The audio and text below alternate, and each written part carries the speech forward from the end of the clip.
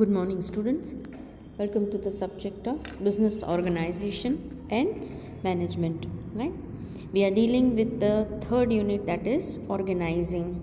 As I told you earlier in the previous lectures also, that in this chapter, in this unit, I have divided the whole unit into 4 different sections to make the understanding easy of each topic. Right? What we have done in the previous lectures is we have completed with the part section number 1, that is organizing, right? Section number 2 is departmentation, as you can see it. Third is authority, responsibility, and centralization and decentralization. So as far as organizing is concerned, we are done with these 8 points, as you can see it on the slide again, right? In the previous section we have completed with the 8th point there, and then in today's session we are going to start with the new fresh topic of departmentation. Why I have divided the whole unit into this 4 parts? So that the relativity can be maintained and you can understand things easily. Organizing કરવું એટલે એક માળખું તૈયાર કરવું જેની અંદર જેટલા લોકો છે એને એની જગ્યાની ખબર પડે, એના હોદ્દાની ખબર પડે, એના સ્ટેટસ, ડ્યુટીઝ, ઓથોરિટી, રિસ્પોન્સિબિલિટી વગેરે આપણે ફિક્સ કરી શકીએ છીએ. મોર ઓવર એક રિલેશનશિપ ડેવલપ થઈ શકે છે સુપિરિયર અને સબોર્ડિનેટ વચ્ચે, કોણ કોને જવાબદાર છે, કોને કોને કામ સોંપવાનું છે વગેરે ક્લેરિટી બહુ ઇઝીલી આવી શકે છે જો આપણે આ પ્રકારનું માળખું તૈયાર કર્યું હોય તો. So once the planning is done, પોસ્ટકોબની અંદર પણ પ્લાનિંગ પછી તરત જ ઓર્ગેનાઇઝિંગ આવે છે. એટલે પ્લાનિંગ ઇઝ ઓન પેપર. જે પણ ઓબ્જેક્ટિવ્સ આપણે નક્કી કરીએ છીએ ફ્યુચરમાં મેળવવા માટે, એના માટે એ ઓબ્જેક્ટિવ્સ રેન્ડમલી નહીં મળે, આપણને હેફેઝાર્ડલી એના તરફ નહીં પહોંચી શકીએ. You got to have the proper organizing done for it. એને એક આખું વ્યવસ્થા તંત્ર ઊભું કરવું પડે, અને એ વ્યવસ્થા તંત્ર ઊભું કરવું એટલે ઓર્ગેનાઇઝિંગ.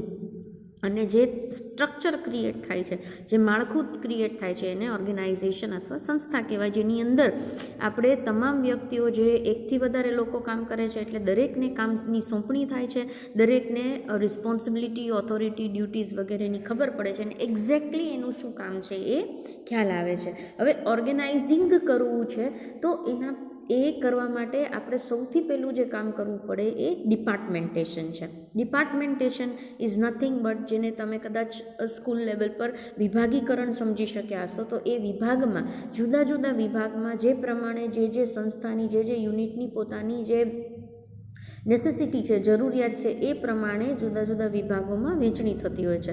તો આ રીતે જે કામની વહેંચણી થાય, લોકોની વહેંચણી થાય, અને એ પ્રમાણે પછી જે ઓબ્જેક્ટિવ્સ છે એને મેળવવાનું કામ છે એને ડિપાર્ટમેન્ટેશન કહેવાય.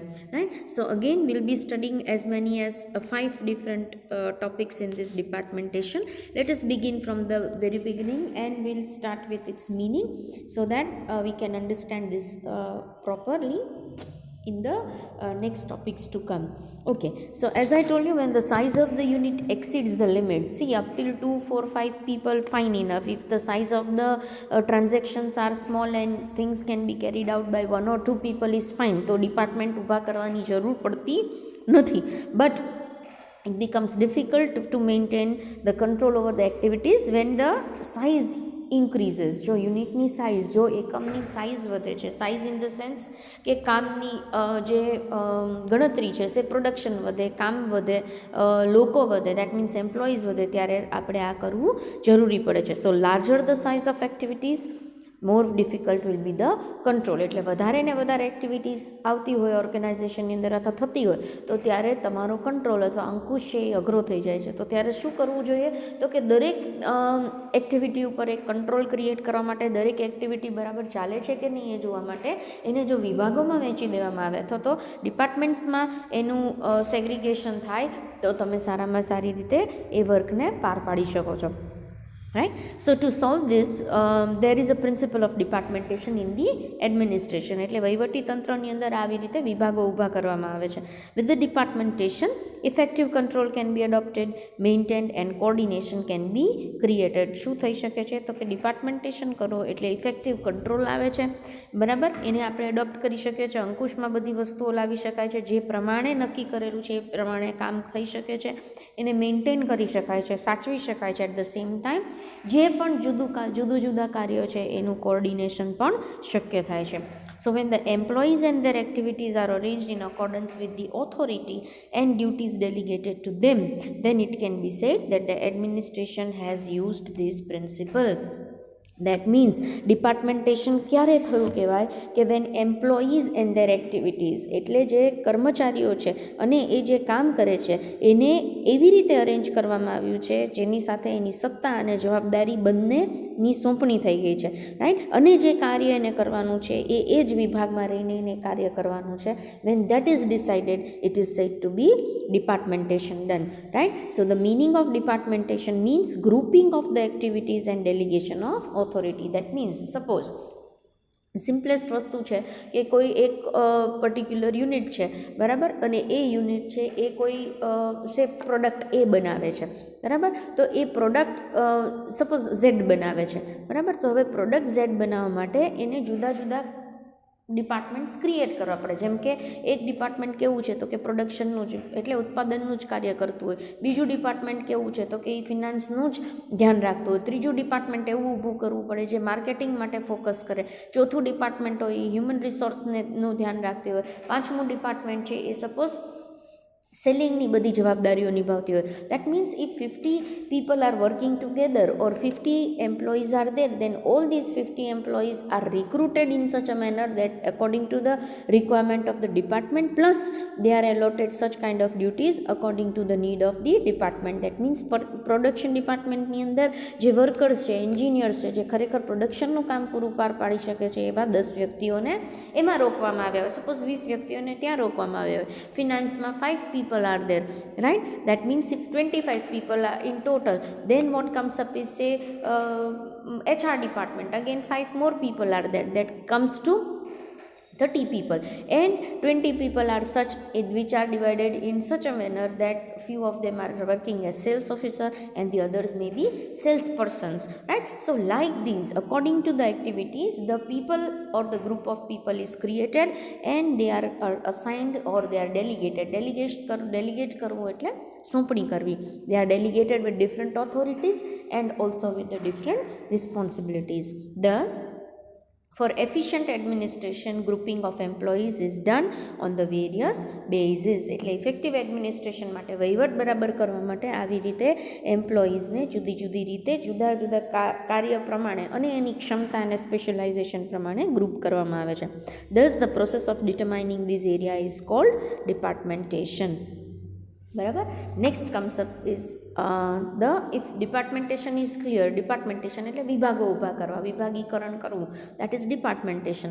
કોના આધારે થાય છે? જુદી જુદી જો એક્ટિવિટી 2-4 હોય તો મેનેજેબલ છે, પણ બહુ લાર્જ સાઇઝમાં તો લાર્જ સ્કેલમાં જો એક્ટિવિટીઝ ચાલતી હોય ઓર્ગેનાઇઝેશનની અંદર તો 1 કે 2 વ્યક્તિથી કાર્ય થતું નથી. ત્યારે you will have to gate more number of people.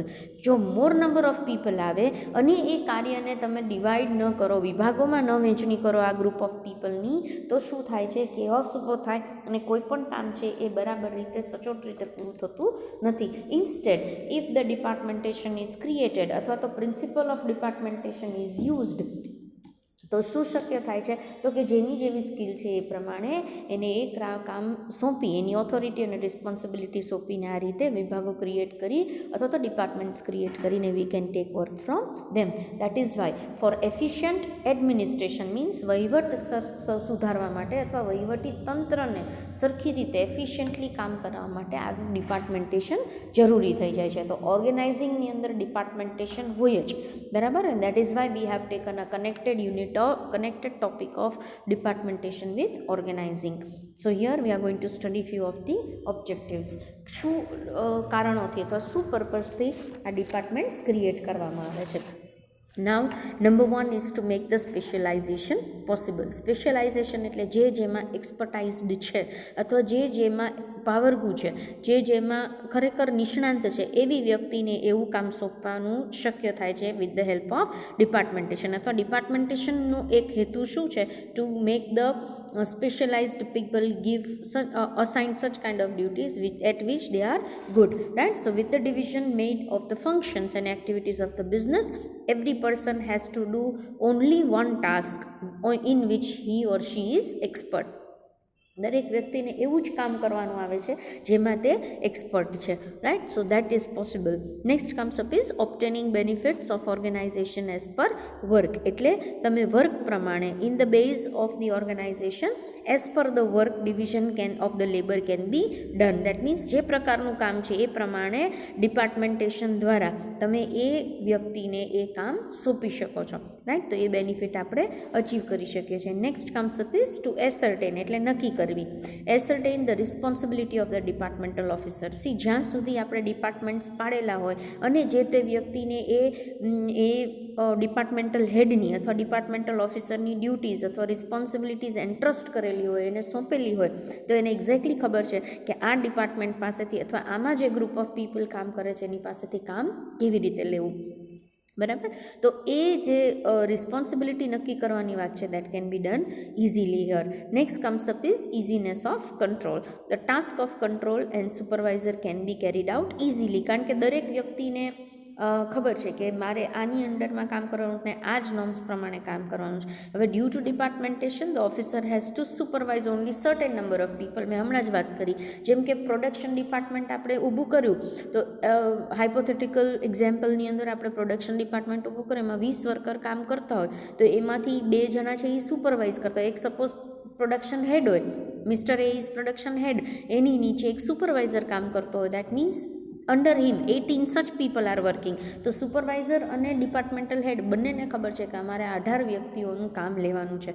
સો જે અંકુશ રાખવાનું છે, કંટ્રોલ રાખવાનું છે, એ 18 વર્કર પર જ અથવા 18 એમ્પ્લોઈઝ ઉપર જ એના કામ ઉપર રાખવાનું છે, rather then on 50 people of the whole staff, right? So that becomes easy. Next we have skipped one is for easy management, right? Of course when you are dividing the work, તમે division of labor કરો, division departmentsમાં તમે વિભાગો પાડી લ્યો, તો easy management is possible. Next comes up is to make the task easy and speedy. Naturally જો control easy થાય, management easy થાય, તો જે કામ છે એ પણ તમે સ્પીડીલી સ્મૂધલી પૂરું કરી શકો છો, કારણ કે સ્પેશિયલાઇઝ્ડ પીપલ છે એને જ એ કામ સોંપેલું છે. સપોઝ વર્કર્સ છે પ્રોડક્શન ડિપાર્ટમેન્ટની અંદર, એ લોકો એવા ટેકનિશિયન્સ છે કે જે ખરેખર મશીન ફ્રેન્ડલી હોય, જેને ટેકનિકની ખબર હોય, જેને કેવી રીતે ટેકનિક વાપરવી એ ખબર હોય. હવે એ જ જગ્યાએ એને જો કામ મળે તો એ સારામાં સારી રીતે ઓછી અડચણ સાથે, ઓછા હિન્ડ્રન્સીસ સાથે પૂરું કરી શકે. હવે સપોઝ ફિનાન્સ ડિપાર્ટમેન્ટમાંથી 2 એકાઉન્ટન્ટ્સને તમે મશીન્સ ઉપર બેસાડી દો અને તમે એને એનું કામ કરવાનું કહો, તો that becomes very difficult because they are not good at that work, right. So with the help of departmentation what happens is, એક તો સ્પેશિયલાઇઝ લોકોને, એક્સપર્ટાઇઝ લોકોને એવી જ જગ્યાએ બેસાડવામાં આવે છે જ્યાંથી એ સારામાં સારું પરફોર્મ કરી શકે, અને એનાથી vote happens is easy and speedy work can be done, right? Next comes up, here we are done with the objectives. 6 objectives we have studied, right? Then comes up is the types of departmentation, right? These things are available in your textbook, so while going through the video lecture, please keep your textbook before you, right? This comes up in the text pages of 251 and onwards, the whole topic of departmentation. So try to check things from there. Keep your text before you, so it becomes easy for us to go through, and when you are even listening to the video lectures, you can keep the material before you so that you can relate both the things. Alright, હવે અહીંયા types of ડિપાર્ટમેન્ટેશન છે. જે પ્રમાણે કોઈ એક યુનિટની જે pattern હોય ને એ રીતે જ કોઈ વખત એ જ પ્રમાણે ડિપાર્ટમેન્ટેશન થાય દરેક યુનિટના, એવું શક્ય નથી. It keeps on varying. અહીંયા આપણે અમુક એવા સ્પેસિફિક ડિપાર્ટમેન્ટ્સ આપેલા છે કે જેને જનરલ બેઝ ગણાવી અને આપણે જુદા જુદા ટાઈપ્સ ઓફ ડિપાર્ટમેન્ટ્સ ઊભા કરી શકાય છે, right. Here as you can see there are 6 departmental types like regional, as per the commodity, customer oriented, as per the process, as per the function, and depending upon the number of persons, right? The whole thing is available as in the form of chart in your textbook also, so you can keep page number 254 before you, and you can keep on referring what I am explaining it to you right now. So if you are going for the first one, that is regional department. So when managerial activities are divided as per the geographical work, see suppose if the unit has its headquarters somewhere in Delhi, પણ એની બધી જ જગ્યાએ એનું કામ અથવા all over India suppose એનું કામ થતું હોય, બધા જ રિજિયનમાં કામ થતું હોય, નોર્થ ઇસ્ટ વેસ્ટ સાઉથ બધું, તો ઝોન વાઇઝ તમને ખ્યાલ હશે કે ઝોન વાઇઝ ડિપાર્ટમેન્ટ્સ ઊભા થયા હોય. સેન્ટ્રલ રેલવે જેમ કે છે તો એનું એક વેસ્ટર્ન રેલવે હોય, ઇસ્ટર્ન રેલવે હોય, સેન્ટ્રલ રેલવે હોય, રાઈટ. સેમ વે જે રીતે રિજનલ, જે રીતે જે પ્રદેશમાં એ કામ કરતું હોય એ પ્રમાણે geographical work area is divided, right? So that is what is called regional.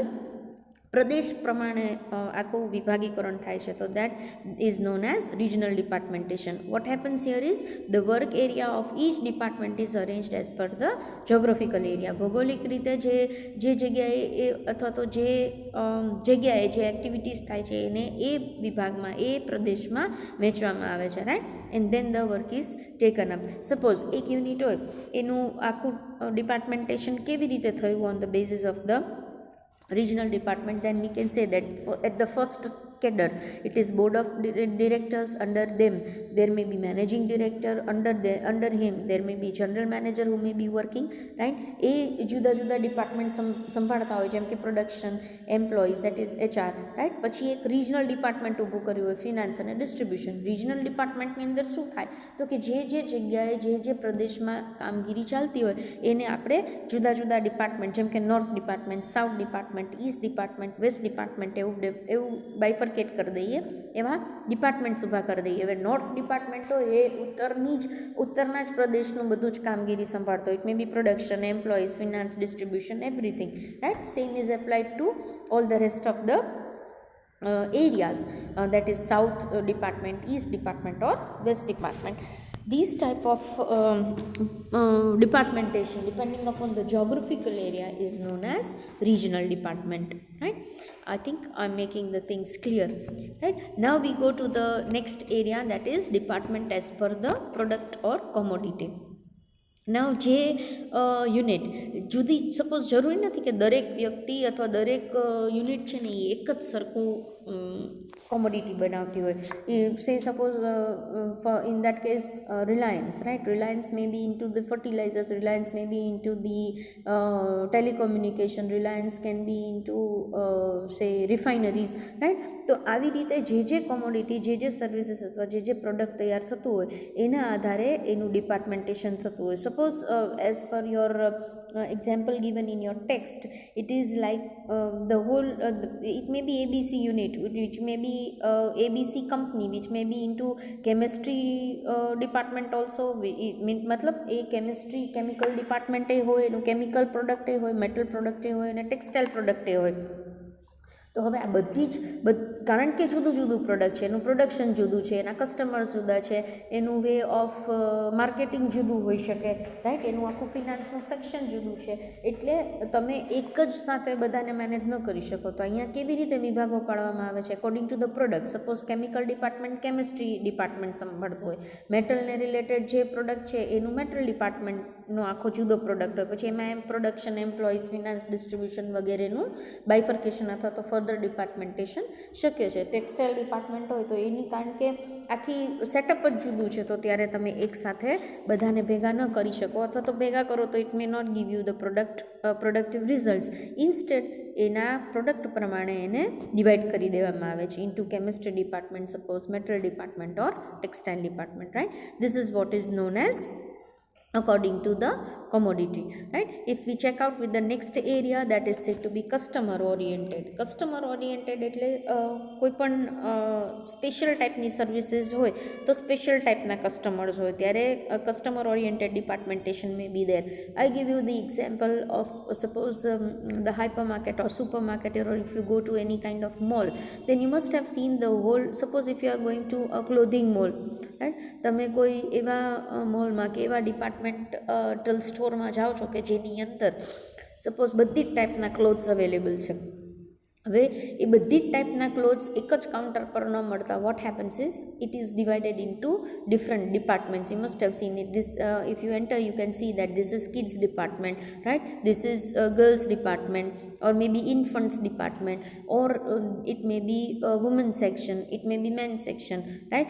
Or further it can be taken up to like say between this range to this age group to this age group as far as kids are concerned. So what happens is તે પ્રમાણે customer છે એ પ્રમાણે ઘણી વખત જે working છે, જે activities છે એને એ પ્રમાણે ડિવાઈડ કરી દેવામાં આવે છે. એટલે એ જ ગ્રુપ ઓફ પીપલને કે એ જ ગ્રુપ ઓફ કસ્ટમર્સને આપણે ટાર્ગેટ કરી શકીએ અને એ પ્રમાણે એની પાસેથી જે ધારેલી એક્ટિવિટીઝ છે તો ધારેલો જે ઓબ્જેક્ટિવ્સ છે that can be achieve, right. So there is a less chaos. Ultimate objective ડિપાર્ટમેન્ટેશનનું એ જ છે કે કેઓસ ઓછો થાય અને જે ધ્યેય નક્કી કરેલા છે એ ત્યાં સુધી વ્યવસ્થિત રીતે with the proper division of work we can, or division of people we can reach there, right. Next comes up is as per the process. See, when the groups for carrying out managerial functions are divided as per the production process, then it is called department as per the process. Every process is related, or its related group is separated into different departments, right. Particularly in the lowest level of organization, departments as per process is done in order to have maximum utilization of manpower. See, at times as per process આપણે કેવી રીતે સમજી શકીએ? Suppose production હાઉસની અંદર અમુક લોકો, if it is a textile industry or if it is an embroidery or say garment making factory, બરાબર. તો ગાર્મેન્ટ મેકિંગ ફેક્ટરી હોય તો એની અંદર સપોઝ 20 વર્કર કામ કરે છે, તો 20 વર્કર આ ગાર્મેન્ટ ફેક્ટરીની અંદર કેવી રીતે કામ કરશે? તો કે 5 જણા છે સપોઝ, એ કટિંગ મશીન પર જ બેઠા હોય તો કટિંગ ડિપાર્ટમેન્ટ અલગ હોય, રાઈટ. તમે એનું કામ છે એની વહેંચણી કરો છો, લોકોની વહેંચણી કરો છો, so that you can achieve the proper garments at the end of the day. તો એક કટિંગનું જ કામ કરતું હોય, રાઈટ. બીજું છે એ સ્ટિચિંગનું કામ કરતું હોય, ત્રીજું એમ્બ્રોઇડરીનું કામ કરતું હોય, ચોથું ગ્રુપ છે એ પેકિંગનું કામ કરતું હોય. So whatever the process they are carrying out, જે એક્ટિવિટી કરે છે, જે પર્ટિક્યુલર પ્રોસેસ એ બીજાથી અલગ છે, એને એ રીતે એ પ્રોસેસને આખું એક વિભાગમાં વહેંચવામાં આવે છે, which are performing the same type of work. Then when we do such kind of departmentation, it is known as per the process. When we do as per, next comes up is as per the function or work, right. So what happens here, as I told you earlier also, કે અહીંયા actually functional departmentation હોય, functional અથવા work પ્રમાણે. I gave you the example કે એક મોટું unit હોય એની અંદર પ્રોડક્શનનું કામ થતું હોય તો એ એક પ્રોડક્શનનું આખું એક ફંક્શન છે જે purchasing, cells, May be finance કરતાં જુદું છે. તો ત્યારે એઝ પર ધ વર્ક એને ડિવાઈડ કરવામાં આવે છે કે પ્રોડક્શન ડિપાર્ટમેન્ટની અંદર ફક્ત પ્રોડક્શન રિલેટેડ લોકો જ એ એરિયામાં કામ કરતા હોય, એની ઓથોરિટીને, એની રિસ્પોન્સિબિલિટી, એની ડ્યુટીઝની અંદર આવે છે, રાઈટ. એના એક આખા ઝોનમાં આવે છે.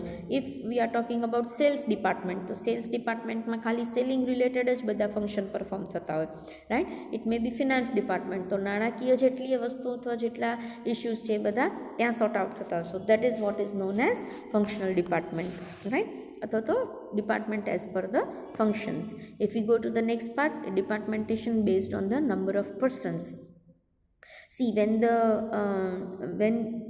for accomplishing any kind of objectives of the unit in integrated manner, the labor is inevitable. તમારે ઘણા બધા લોકો પાસેથી કામ લેવું જરૂરી થઈ જાય ત્યારે proper or necessary groups are formed. If more number of people are there, as I gave you the example, simple example of 50 people, તો 50 લોકોને 50 કાંઈ એવડું મોટું ગ્રુપ ન કહેવાય, પણ 50 પાસેથી કામ લેવું છે તો એને આપણે we have to divide them into different sections so that we can carry out the work properly, the control can be maintained, easy and smooth, efficient management can be done. So even on the number of basis of the number of persons, the groups are divided, and that becomes under the one person that area is maintained, or that those number of people are being taken care of, right. So generally where unskilled employees working at a lower level, this method is adopted. Where there is importance of labor and other factors do not hold much importance. Suppose આપણે 20ની જગ્યાએ છે, suppose એક યુનિટની અંદર 100 people are working together, તો 100 production એરિયામાં કામ કરતા હોય તો હવે એને તમે 10-10-10-10ના ગ્રુપમાં ડિવાઈડ કરી નાખો તો એ 100 પાસેથી તમે સારામાં સારું કામ લઈ શકો છો. So on the basis of number of people, when number of people increases, we divide them into different departments or sections. I give you again one simple example to relate. તમે જ્યારે સ્કૂલમાં ભણતા હો ત્યારે યુ મસ્ટ હેવ સીન, તમે એ ડિવિઝનમાં હો, બીજી girls હોય કે બીજા સ્ટુડન્ટ્સ હોય બી ડિવિઝનમાં હોય, ત્રીજા સી ડિવિઝનમાં. Means at a time when 150 students cannot study in a single class, what we do, we divide them into different divisions, right? Same way, when the number of people increases, right, the whole work is divided, or maybe the people are divided into different departments, so that each a group of people can be focused like that. So here we have seen all the types of departmentation which are generally followed by the unit, right, according to its own requirement. Next comes up is the advantages of departmentation. હવે આપણે જોયું કે ડિપાર્ટમેન્ટેશન આ પ્રકારે થઈ શકે છે. ડિપાર્ટમેન્ટેશનના AIIMS objectives આ છે, તો એના બેનિફિટ શું, આપણે આ શું કામ કરવું જોઈએ. Then here few of the advantages we have quoted and that we need to understand, right? Suppose the first one, quick decisions and rapid implementation of work can be done. બહુ logical છે કે વિભાગોમાં કામ સોંપો તો તમે ફટાફટ નિર્ણયો, એ જ વિભાગનું, એ જ ડિપાર્ટમેન્ટનું એક જ વ્યક્તિએ અને ડિસિઝન લેવાનું છે, નિર્ણય લેવાનો છે, તો એ ફાસ્ટ પણ હોઈ શકે અને એનું ઇમ્પ્લિમેન્ટેશન, દેટ મીન્સ એનું અમલીકરણ છે એ પણ તમે ફટાફટ કરાવી શકો છો. તો that is the best thing that can be done. So quick decisions and rapid implementation can be taken up, right? Next comes up is benefit of employees skill special knowledge can be taken up. કારણ કે વિભાગોમાં લોકોને વેચેલા છે ને એવા જ વિભાગમાં એવા જ વ્યક્તિઓને લીધેલા છે who are skilled in their own ways in that particular area. They are clever and they are having a special knowledge for it. So if you provide them with the opportunities, they can develop themselves and help the unit to grow also. Then the workload of officer reduces. Naturally તમે ડિપાર્ટમેન્ટેશન કરો છો, વિભાગો પાડી લ્યો છો, તો ટોપ ઓફિસરને એનું કામ ઓછું થઈ જાય છે. They are able to concentrate on the policy matters alone, right. Policies કેવી રીતે ઘડવી, કઈ રીતે સારામાં સારી રીતે યુનિટને ચલાવવું, એના પર વધારે ફોકસ કરી શકે છે, કારણ કે ડિપાર્ટમેન્ટલ હેડને ડિપાર્ટમેન્ટની ડ્યુટી સોંપી દીધી હોય છે. So they are able to provide more energy and time towards the betterment of the unit rather than day to day work, right. So એ રીતે ઓફિસરનો વર્કલોડ રિડ્યુસ થઈ શકે છે. Next comes up is the fourth one, due to departmentation what happens is the work can be made easy, clear and speedy. તમે કામ છે, દરેક ડિપાર્ટમેન્ટનું પોતપોતાનું કામ છે, એટલે તમે એને ક્લિયર કરી શકો છો, ઇઝી કરી શકો છો અને ફટાફટ એમાં ઇમ્પ્લિમેન્ટેશન કરી શકો. તો આખું વહીવટી તંત્ર છે એ ઇફેક્ટિવલી કામ કરી શકે છે. Next is cooperation and sense of coexistence is cultivated among the different departments by maintaining the department. કારણ કે દરેક વ્યક્તિને બધું કામ નથી કરવાનું, જે વિભાગમાં એ કામ કરે છે એનું જ કામ કરવાનું છે. So what happens is cooperation લાવી શકાય છે, ઇઝી કોઓર્ડિનેશન તમે ઊભું કરી શકો છો અને better work can be taken up, right. Next comes up is maintaining supervision and control. કારણ કે એક વ્યક્તિએ 20 જણાની જ માહિતી લેવાની છે, 20 જણાનું સુપરવિઝન કરવાનું છે, તો એને જ એનું કાર્ય બરાબર થાય છે કે નહીં એ જોવાનું છે. So supervision and control also can be maintained easily. Next comes up is additional levels are cancelled. Naturally with the what happens is that with the formation of separate independent department, important tasks, decisions can be taken up at a concerned level. That means એ જ level ઉપર કામ થઈ શકે છે. Additional લેવલની જરૂર પડતી નથી, એડિશનલ તમારે સ્ટાફની જરૂર પડતી નથી, કારણ કે તમે જે ડિપાર્ટમેન્ટ્સ ગોઠવેલા છે ને જે પ્રમાણે જે કામ જેને સોંપેલું છે એની જે જવાબદારી થઈ જાય છે, તો એડિશનલ લેવલ્સ વધારે તમારે લેયર્સ મૂકવાની જરૂર પડતી નથી. Next comes up is economy through efficiency. Naturally તમે જેવા ડિપાર્ટમેન્ટ્સ પાડો એટલે તમે એફિશિયન્સીથી કામ કરી શકો છો, ઇકોનોમિકલી કામ કરી શકો છો, વધારે મેનેજરિયલ જે કોસ્ટ છે એને રિડ્યુસ કરી શકાય છે rather than increasing it, right. So it is a set of by the efficiency made possible due to departmentation. એટલે મેનેજરિયલ કોસ્ટ છે એને ઘટાડી શકાય છે, કારણ કે ડિપાર્ટમેન્ટ વાઇઝ જ એફિશિયન્ટલી કામ કરાવવાનું છે, તો વધારે કરકસરથી તમે સારી ઇકોનોમિકલી અને એફિશિયન્સીથી કામ લઈ શકાય છે. The next and the last one comes is with the help of regional department benefits of uncertain situation can be taken up, right? uncertain સિચ્યુએશનનું ધ્યાન રાખી શકાય છે અને તમે જે જગ્યાએ suppose the best example ease of regional department કેવું છે તો કે રિજનલ ડિપાર્ટમેન્ટની અંદર તમે જે ડિપાર્ટમેન્ટ્સ છે રાઈટ તો એને એ જ એરિયાનું કારણ કે એ વર્ક સંભાળે છે એટલે તમે એમાં જે ડિમાન્ડમાં સપ્લાયમાં જે પણ કસ્ટમર ટ્રેન્ડ્સમાં જે પણ ફેરફાર આવવાના છે એનું ધ્યાન રાખી અને likewise the work can be done. So with the help of that what happens is uncertain situation છે એને સારી રીતે એ એરિયા પૂરતી પ્રિડિક્ટ કરી શકાય છે અને accordingly steps can be taken up. As we have seen the advantages and importance, there is grey part also, that is some kind of limitations are there, defects are there, disadvantages પણ ડિપાર્ટમેન્ટેશનના હોઈ શકે. એમાંનું એક છે number 1 that is expensive administration. ઘણી વખત ઘણા બધા departments ઊભા થાય તો શું થાય છે એડમિનિસ્ટ્રેટિવ વહીવટી ખર્ચ છે એ વધી જાય છે right. So it becomes expensive at times. Next comes up is જ્યારે ઘણા બધા ડિપાર્ટમેન્ટ હોય અને એ બધા વચ્ચે કોઓર્ડિનેશન ન મેન્ટેન થાય, સિસ્ટમેટિક કોઓર્ડિનેશન ન મેન્ટેન થાય, ડિસહાર્મની ઊભી થાય તો ઘણા બધા પ્રોબ્લેમ્સ ઊભા થઈ શકે છે right. Next third one is if the departments or if the department officer wish to have complete independence તો controlling બહુ difficult થઈ જાય. then management and control at the top level becomes very difficult. so controlling becomes difficult at times when there are too many types of departments done or departmentation થતું હોય તો. next is difficult if the process is complex. yes, જ્યારે process complex હોય ત્યારે તમારે કેમ વિભાગોમાં વહેંચવું એ ખ્યાલ ના આવે તો એ અનેક સે હેફેઝાડલી કે unwantedly if that those departments are created then the things becomes very complex. next is ઘણી વખત duplication of work થાય. tasks like accounting and staff services are required to be carried out both at the department also and at the central level also. તો ઘણી વખત duplication of work થાય. duplication એટલે એક work તમે એક layer ઉપર કરો છો પાછું એ જ વર્ક તમારે બીજા લેયર પર પણ કરવું પડે તો ત્યારે ઇટ ઇઝ કોસ્ટલી ઓલ્સો અને વધારે ઇમ્પોર્ટન્ટ છે ટાઈમ, એનર્જી અને મની બધું જ બે લેવલ ઉપર બગડે છે right. Next is uniformity difficult થઈ જાય છે. તમે એક સરખું કાર્ય કરવું હોય તો કદાચ દરેક ડિપાર્ટમેન્ટની પોલિસીઝ અને ડિસિઝન્સ અને મેથડ્સ એક સરખા ન હોય તો તમે યુનિફોર્મિટી તમે એક ધારું તમારે એક સરખું કામ દરેક ડિપાર્ટમેન્ટમાંથી લેવું છે અથવા એક યુનિફોર્મિટી એસ્ટાબ્લિશ કરવી છે તો that becomes difficult. Next comes up is burden of expenses heavy during recession. Very important is this. જ્યારે ઘણા બધા ડિપાર્ટમેન્ટ હોય તો દરેક ડિપાર્ટમેન્ટને મેન્ટેન કરવા પડે છે અને during the recession time, that means slack time ની અંદર right, it is the burden of expense is very dangerous. expenses વધતા જાય અને ડિપાર્ટમેન્ટને ખરેખર આપણે મેન્ટેન કરવું પડે અને ડિપાર્ટમેન્ટ્સ બહુ બધા ડિપાર્ટમેન્ટ્સ હોય તો એ એક્સપેન્સિવ આખું અફેર થઈ જાય છે. Plus this is important situation when there is recession.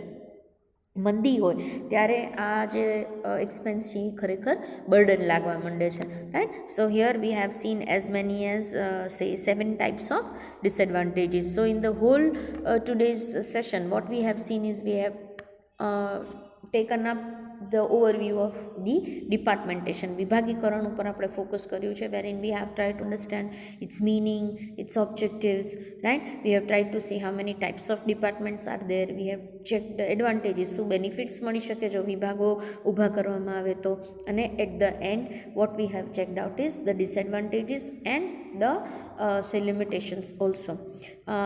I sincerely request all of you when you are listening to the video lectures, please keep your text before you so that you can relate it better and mark those sections which we are dealing in the video session, right. You mark your the same topics in your text also, so while revision during your examination it becomes easy for you to relate that these many topics we have to see it from the text also. Now onwards and from the beginning also I have told you that keep your text with you, all right. All of you all must be carrying the text with you. Then in that case if you carry and if you put up the text before and then you try to relate the video lectures with the text content, it becomes easy. અને જે topic આપણે કરીએ છીએ એ ટોપિકને તમે તમારી text બુકમાં mark પણ કરી શકો એટલે એક્ઝામની તૈયારી વખતે તમારા માટે એ ઇઝી થઈ જાય. right? So here as far as today's session is over, we are going to get the things off here, right? When we meet next, we'll be checking out with the next portion of the unit, that is the third part, right? Till we meet next, it's a goodbye from my side. Take care of yourselves. Thank you.